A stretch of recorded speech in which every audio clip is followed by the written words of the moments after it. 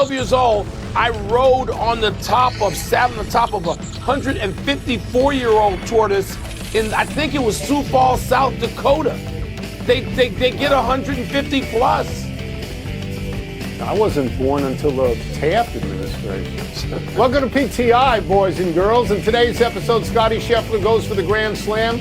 The Golden Knights bring on another head coach, and Brandel Chambly joins us for 5 good minutes. But we begin today with Lionel Messi, 1 week shy of his 39th birthday, scoring 3 goals yesterday as Argentina beat Algeria 3-0. These 3 goals tie Messi with Miroslav Klose of Germany for the most World Cup goals ever, 16. Yesterday was a high-scoring day as well for Kylian Mbappe of France, who had 2 goals, and Erling Haaland of Norway, who also had 2 goals. Wilbon, what does this say to you about Messi and this World Cup?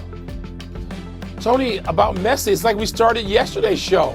I mean, for those who think he's the GOAT, the greatest of all time, it just confirms it. It's more confirmation, Holmes, because he goes out there at this age and he scores a goal.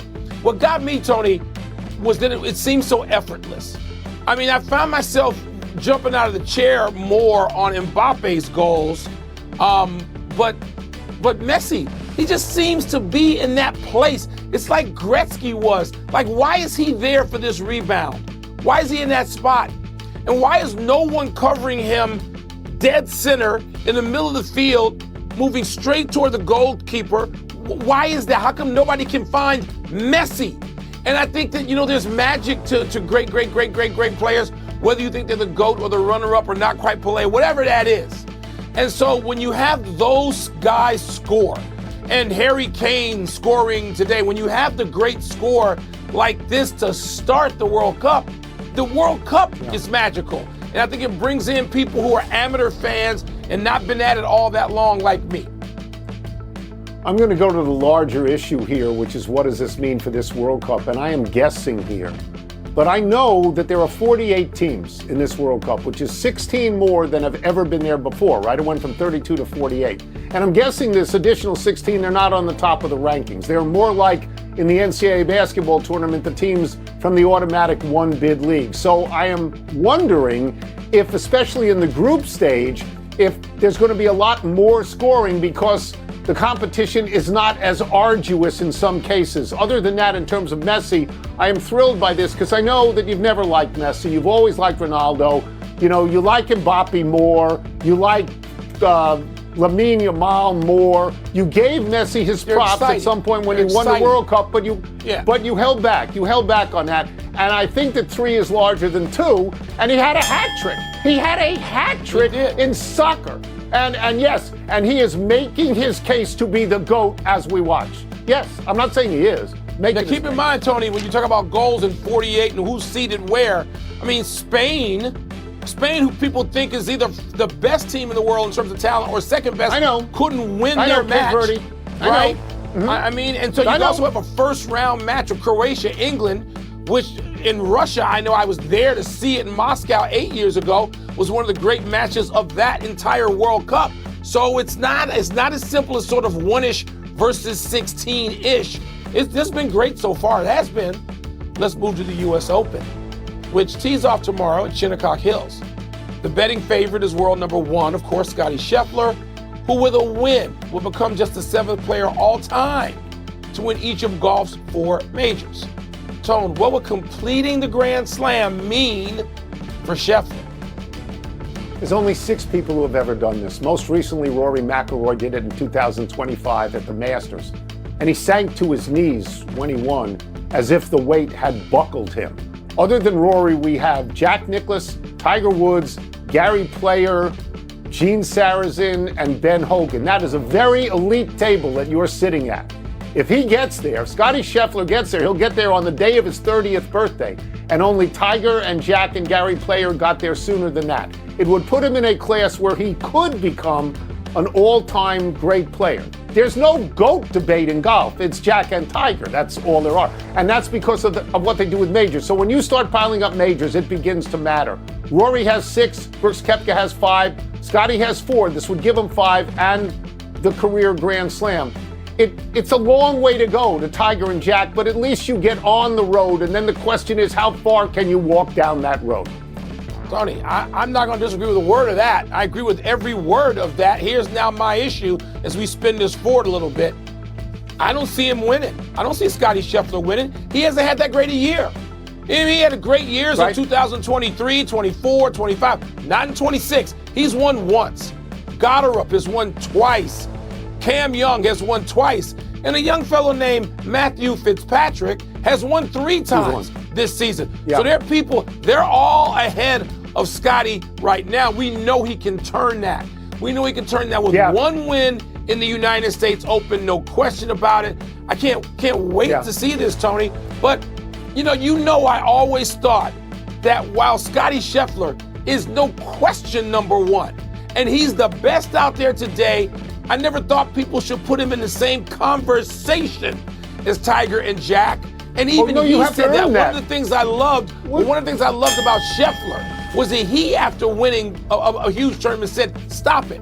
Don't ever put me in that conversation." I love that about Scheffler. No. So I don't see him winning this week. That takes years, but he's also methodical. Well, he finished second in the Masters. So he's been a major where he was 2. I mean, I don't think you can ever count him out. Let's move to hockey. And the Golden Knights employing their 3rd head coach in as many months. In late March, Vegas fired Bruce Cassidy, who had won a Stanley Cup just 3 years ago. Subsequently, the team has kept Cassidy from interviewing wherever he wants. The Golden Knights replaced Cassidy with John Tortorella, who then took them to the Stanley Cup Final Series before losing to Carolina. Vegas has now decided to say goodbye to Tortorella and has promoted 44-year-old Ryan Craig from their AHL affiliate into the position. Wilbon, what do you make of Vegas's moves? I have no idea.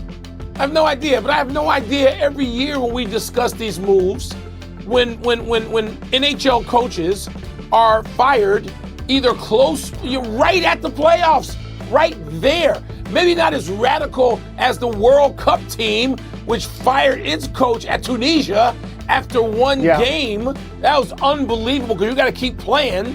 It's not like that single elimination. They got 2 more games in group, and they got to play with the new coach. It's like, whoa. Okay, it's not that radical, but Tone, I have no idea. I see the firings in the NHL, and every year you and I have some story where we go, what? It's a what situation for me. I'm not going to venture out into that. I can't disagree, and I won't disagree with firing Bruce Cassidy. I mean, it may seem out of the ordinary because he'd won a Stanley Cup, but his team had lost 6 out of 7 to that point, and it worked. This is the proof of it. Tortorella comes in, he takes a team that is essentially capsizing, and he takes them all the way to the Stanley Cup final, and on the way, they beat the best team in hockey. Don't just beat Colorado, they sweep Colorado. But to me, I don't get getting rid of Tortorella. There's only 3 possibilities here, Mike. One is that the guys in the corner office, the GM and the owner, thought they should have beaten Carolina, and they didn't want Tortorella, or they didn't like him personally, or Tortorella said to them when he signed, I'm not going forward here. I'm only going to do the rest of this year. Maybe that came from Tortorella, but I find it sort of a head scratcher. I got to ask you a question. Are you wearing a jean jacket? Does Xenia make jean jackets? Where did you get that? Xenia will make anything. They'll make anything you want. You know what I'm saying? A jean jacket. Yeah. Wow. A little denim. Let's take a break. In my life. Coming up, will Shinnecock be easier than it has been? We've got U.S. Open questions for Golf Channel studio analyst Brandel Chambly. Brandel, let us start with this. The USGA says it's letting Shinnecock be Shinnecock this time around. Well, they've played there before. Tell us what that means and why the change in approach. I think that means that they're not going to impose their sort of, I guess you could call it draconian philosophy on the design of this golf course. The USGA is known for narrow fairways and super fast greens, and while that's a pretty good philosophy, generally speaking, but probably not for this terrain and for this golf course. It blows a lot here. It's going to blow upwards of 30, 40 miles an hour perhaps tomorrow. Very undulating fairways, very undulating greens.